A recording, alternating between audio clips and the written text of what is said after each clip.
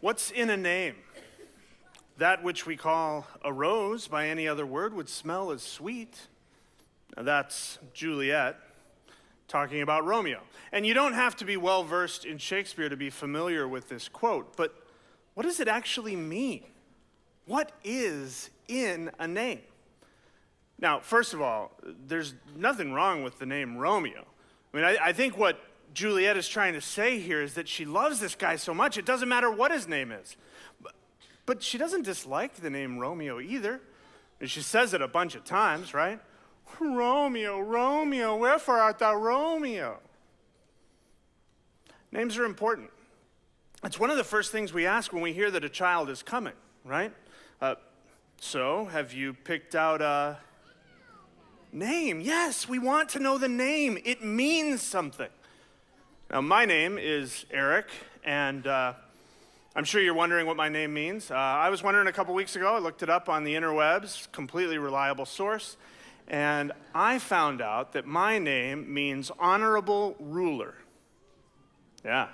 Now, there have been times in my life where I feel like I have taken on the role of ruler, but when I did that, I can almost guarantee that it was not anywhere close to being honorable.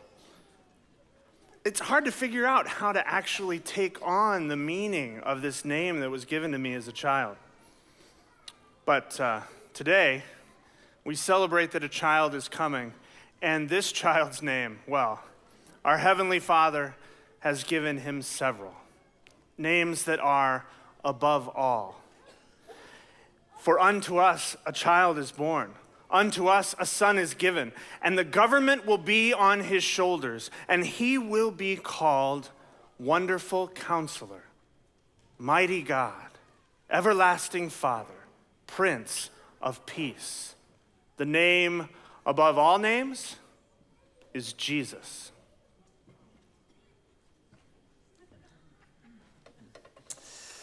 Let's just start by, I wanted to say, Merry Christmas, everybody. I don't know about you, but I'm kind of one of those people who, I genuinely just kind of love Christmas. I love the whole thing. I love the Christmas music. I start playing right after Halloween. I love looking at the Christmas lights. I love Christmas presents. I just kind of a little bit of a junkie. I love Christmas. But it was interesting. The closer I got to Christmas, and the more I talked to many of you about Christmas, it actually hit me. There's actually, I think, kind of two Christmases. I want you to think about this. I think there's two kind of Christmases that most of us, myself included, actually experience. On the one hand, there's the Christmas that we want, and then there's the Christmas that we get.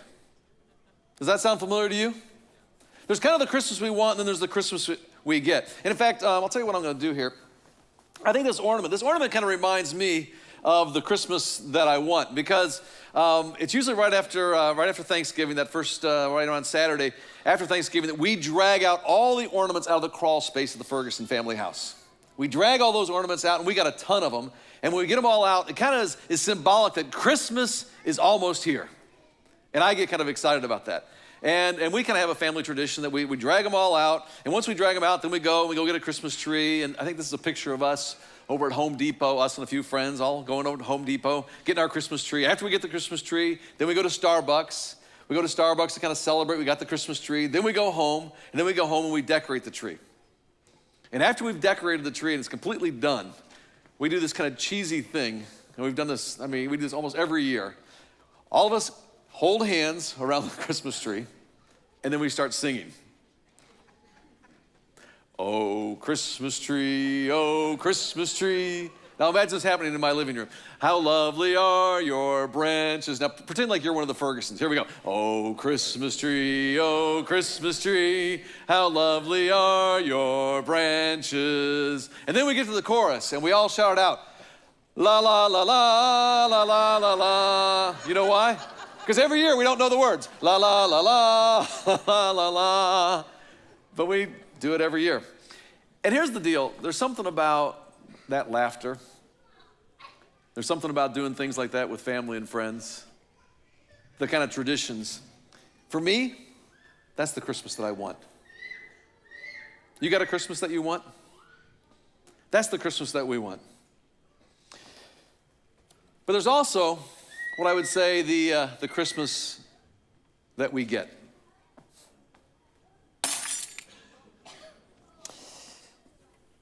The Christmas we get in 2017 is a Christmas that includes the very real threat of nuclear war. The Christmas we get in 2017 is the Christmas with the greatest refugee crisis in the history of our generation. The Christmas we get is a Christmas that's filled with political division and racial tension. And in 2017, the Christmas we get is a fractured and broken world. That's the Christmas we get. And if we're really honest, and since we're in church, we ought to be, right? If we're really honest, that Christmas is not just out there. That broken, kind of fractured Christmas that we get is also in here. That some of us, we think about this Christmas, and we're not sure how we're going to pay for the Christmas that we've already bought because we're broke. Or for some of us, this Christmas, it's our relationships that feel like they're broken. There's some friendships that are distant. Some of you, there's marriages, you're not sure you're going to make it into the next year. There's families that feel like they're being pulled apart at the seams, and that's the Christmas we get. And for some of us, there's people who aren't with us this year, who maybe were with us in previous years, and it just doesn't feel right. And so in some respects, it feels like that's the Christmas that we get. The Christmas that we get.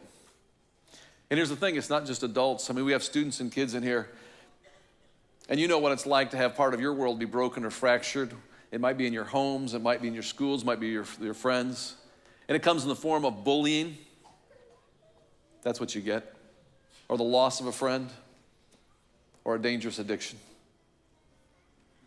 Well, I'll tell you what, that first Christmas was actually a lot like this Christmas. Because if you think about the very first Christmas, it was the Christmas that you want, right? You got angels singing in the sky, glory to God in the highest. You got shepherds looking on adoringly. You got the angel, right? And you got the star in the sky. Somebody's getting the Christmas they don't want right now, I think. Poor thing. But that first Christmas was a combination of the Christmas that they want. But then on the other hand, if you think about that first Christmas, there was also the Christmas that they got. Because the Christmas they got, even in that first Christmas, what you had is you had this Roman Empire, this evil Roman Empire ruling with an iron fist. You had the poor being overly taxed and oppressed. Even Mary and Joseph ended up on the run from an evil king calling for a genocide for every child under the age of 2. So in some ways, if we think about it, it's like it's always been. From the very first Christmas to Christmas of 2017, there's kind of this tension between the Christmas you want and the Christmas you get. And in the midst of the Christmas that they wanted and the Christmas that they got, on that very first Christmas came the God that we all need. God entered into our time and space as a baby, as Jesus. And the prophet Isaiah, just as Eric said, was given him a name. And the name that he gave him, he said, this child will be called the Prince of Peace. Now, prince is a word that we're familiar with. Authority, ruler, son of a king. Peace. Peace, that's a little more nebulous. It's a little fuzzier, isn't it? We could probably go around and say, well, what's peace mean? We get 100 different definitions. But we do know this. Peace is something that we all want, right? And peace is something that we all need. But if we look a little closer at the original language, when Isaiah gave him the title, Prince of Peace, the word peace there is actually this word shalom. Say that after me, shalom. Shalom, exactly right. Now, shalom is a little different than most of us think of peace.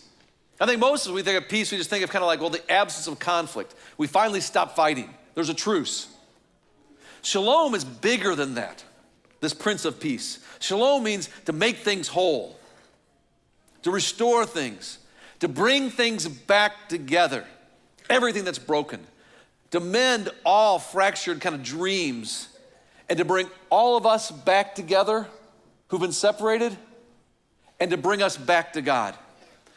And so when it says in the Bible that the Prince of Peace is coming, it's saying there's one who's coming with the authority, with the power, Prince, to make all things right, to restore all brokenness, to put things back together that they're meant to be. peace, shalom. And so in the middle of that very first Christmas, the Christmas they wanted and the Christmas they got, came the God that they needed, Jesus. And here's what Jesus said. He said this. He said, peace I leave with you. He's talking to people then. He's talking to you today. Peace I leave with you. My peace I give to you. I don't give you peace like the world gives. Kind of the absence of conflicts, just a truce for a while. No. I'm giving you shalom. So don't let your hearts be troubled and don't be afraid. And here's the good news this Christmas. The good news for every one of us. The good news this Christmas is Jesus not only came on that first Christmas, but he is here right now. He is here today. He's here this Christmas. And if it's at all familiar to you that there is a Christmas that you want and then the Christmas that you get, this Christmas right now, coming to you is the God that you need. And I'm telling you, if you will say yes to him, if you'll say yes to his Spirit come inside, he'll give you that shalom. He'll give you a peace, he'll give you a wholeness and a completeness. It's the kind of peace that can heal your broken heart. It's the kind of peace that can restore shattered dreams. It's the kind of peace, and I've seen it happen, that can mend splintered families. It can bring everything back together again. Let me be very specific in the little bit of time we have, okay? There's two kinds of peace he wants to give you. There's a peace that he wants to give for you, that is just for you in here. That no matter what's going on in your life, you know it's going to be okay here and it's going to be okay in the hereafter. A peace, a shalom. But then that peace that he has for you, he wants you to be a part of his mission. He wants that peace to also shine through you. Does that make sense? A peace for you and a peace through you. Let's just briefly talk about this peace for you. When we talk about this peace for you, maybe it's best in a story.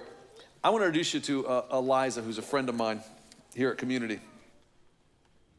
Her life, okay, was not the life she wanted. It was the life that she got. And in many ways, I think she would tell you that her life was like a broken ornament. But she was able to find this peace. Here's her story. My name is Eliza Olson. My husband and I have 4 kids, 3 grandkids, and I've been attending Community now for over 10 years. When I was growing up, my father abused me. When I chose to start talking about it, my dad beat me up really bad. When my mother was told, she just sided with my dad because he was able to convince her. And I was just a kid. My mom made me feel worthless, like I was nothing. I beat myself up like I was nothing. I did things I shouldn't do, and so I became a ward of the state at the age of 16. My mom decided to sign me over if I would not press charges on my father, because to her, I had other siblings that still needed him, so she didn't care what happened to me. It just really hurts because I really trusted my mom, I just wanted her to believe in me, and she didn't. I started drinking at a really young age because that was one thing that I realized would numb everything from me. So the more I drank, the more it numbed it. Even though the next day it was still there, I would start drinking again, and alcohol became my best friend for a really long time. I would go to church and just ask God, show me, tell me how to do this. I don't know how to do this. Then I met, my friends across the street and came to Community, met John. Actually, when he was talking, it was like he was talking directly to me. I gotta say, that's when I really felt there was God. When they were up there talking about, why we get baptized, and, I was worshiping, and, I was looking up there and I was like, yeah, this would really be nice. Gosh, I wish I wouldn't have came all dolled up, but they're looking at me going, they have everything here, Eliza, everything, you just dap off, and I'm like,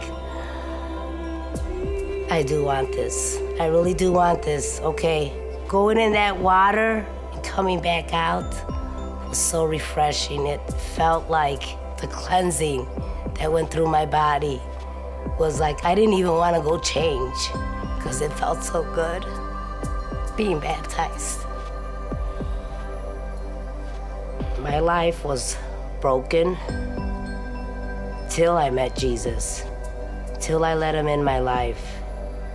Once I let him in, I found peace inside me, in my heart, and it's all thanks to Jesus and the peace that he has put in my heart.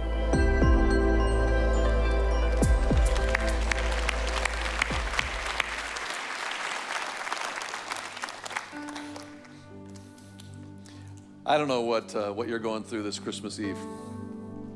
And I don't know what broken pieces you're trying to pick up and put back together. But I'm telling you, no matter what Christmas you got, I believe that Jesus can make this the Christmas that you need. That he can work a miracle in your life. And in the middle of all of your brokenness, he can bring you peace. A shalom kind of peace, a wholeness, a completeness to restore things back to the way they were meant to be. And for some of you, some of those things are shattered hopes, like jobs lost, ambitions unrealized, dreams unfulfilled. And he comes to bring you a shalom, to put back together the broken parts of your dream. For some of us, it's broken relationships. There's distant friendships, a marriage, you're not sure how you're gonna get through it, a family that seems to be fracturing. And I'm just telling you, I have seen him do that over and over and over again. And he can do it in your life. I'm telling you, he can do it in your life. And for some of us, we struggle with a loss that we're grieving. And it just kind of comes to the surface on holidays like this. And I'm telling you, he can put a hope inside you that you will see that person again.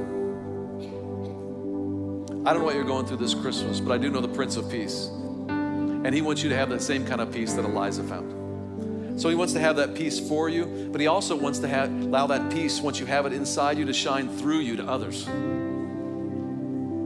In fact, in John chapter 16, verse 33, he said this, I told you these things, like we've been talking about this morning, so that in me you may have peace, you may have shalom.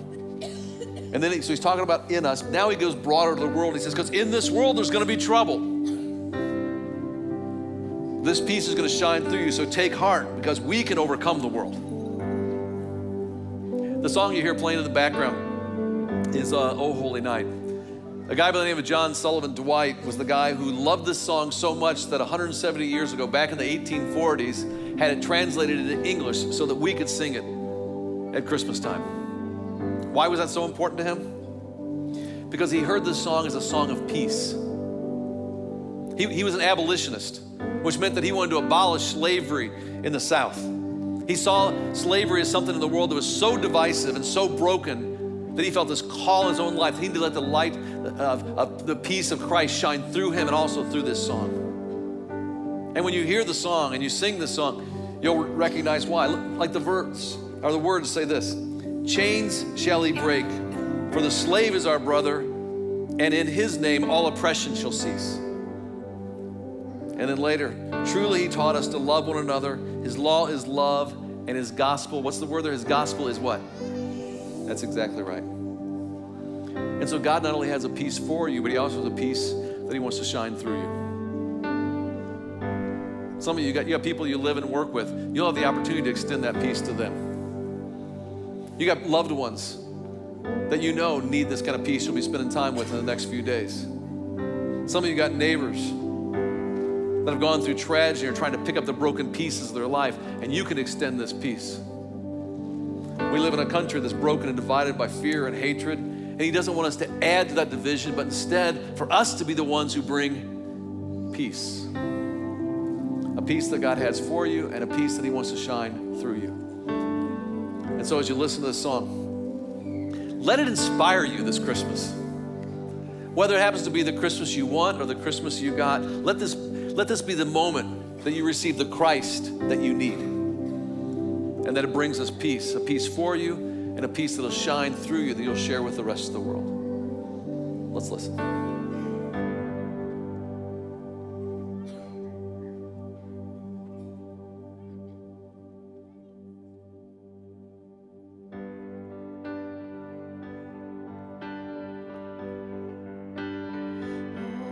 Holy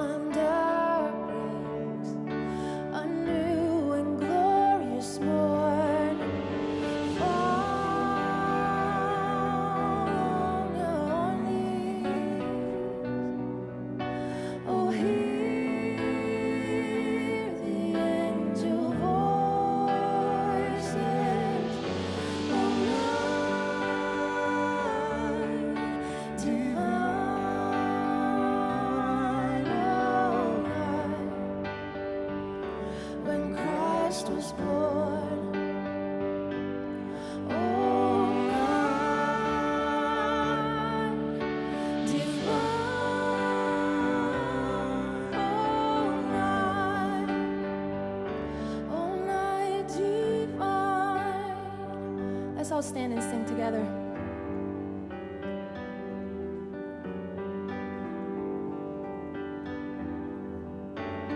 Truly taught us to love one another.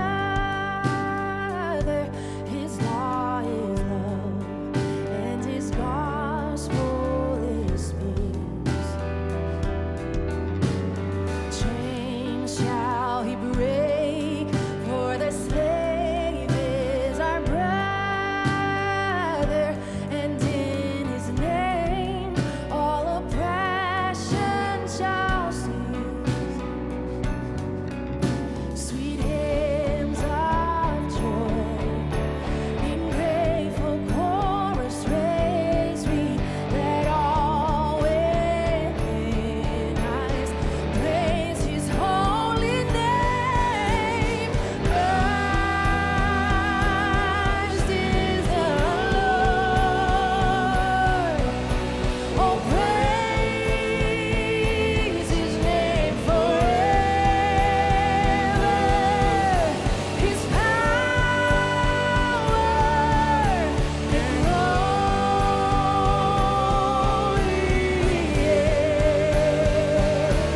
evermore proclaim.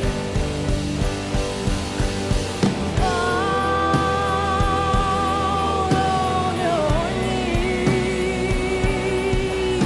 Oh, hear the angel voice say, "Oh, night divine, oh, night when Christ was born.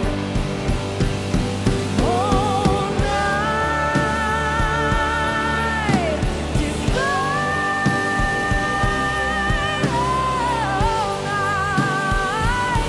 oh, night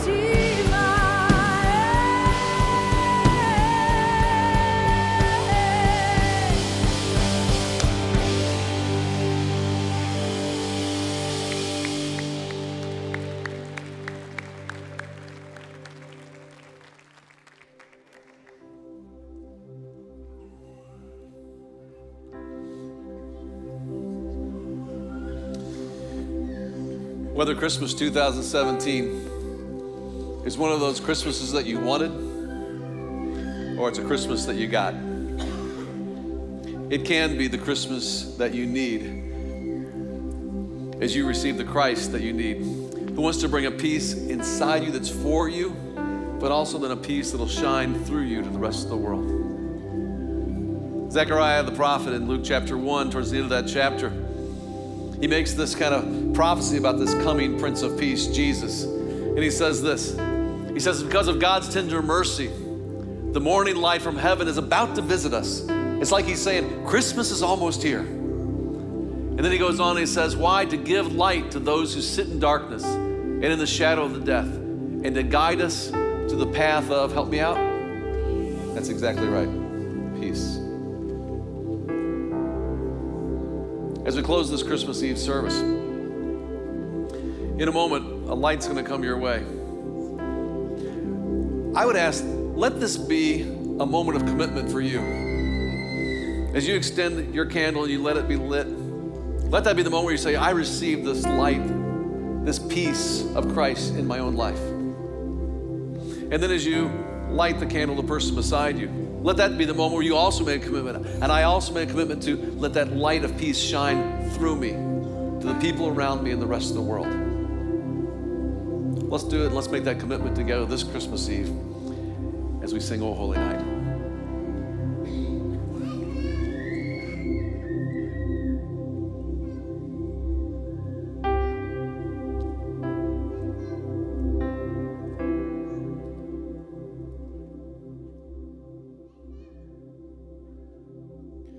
Silent night, holy night, all is calm, all is bright, round and virgin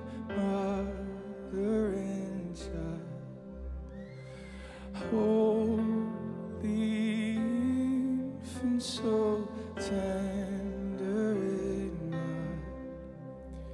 sleep in heavenly peace, sleep in heavenly peace.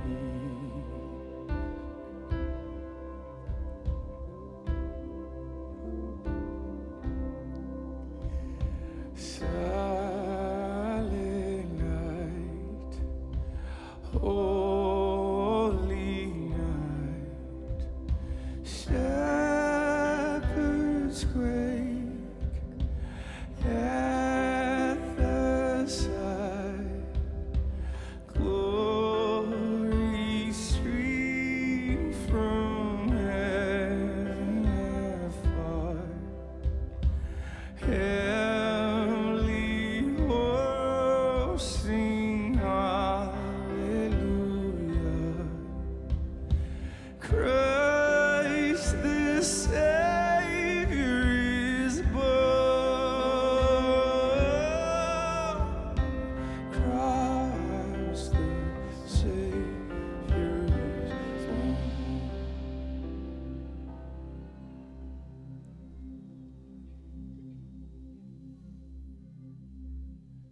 Silent night, holy night, all is calm, all is bright, round young virgin, mother and child.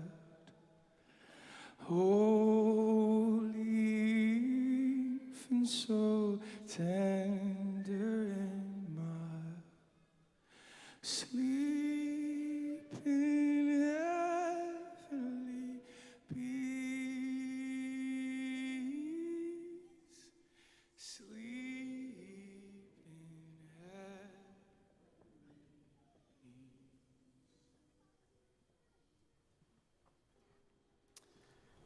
Heavenly peace. You know what? Take just a second and kind of go ahead and look around. And just kind of take it in. What we're experiencing in this moment is a shalom. It's a peace of people coming back together and people coming back to God. A shalom, a restoring of things the way they were meant to be. Don't you want some of that? And don't you want to share that? Our prayer for you is that the peace of Christ will be something that's for you and in you. And as you leave this place, that the peace of Christ will be something that you'll share and be shared through you. Merry Christmas, everybody.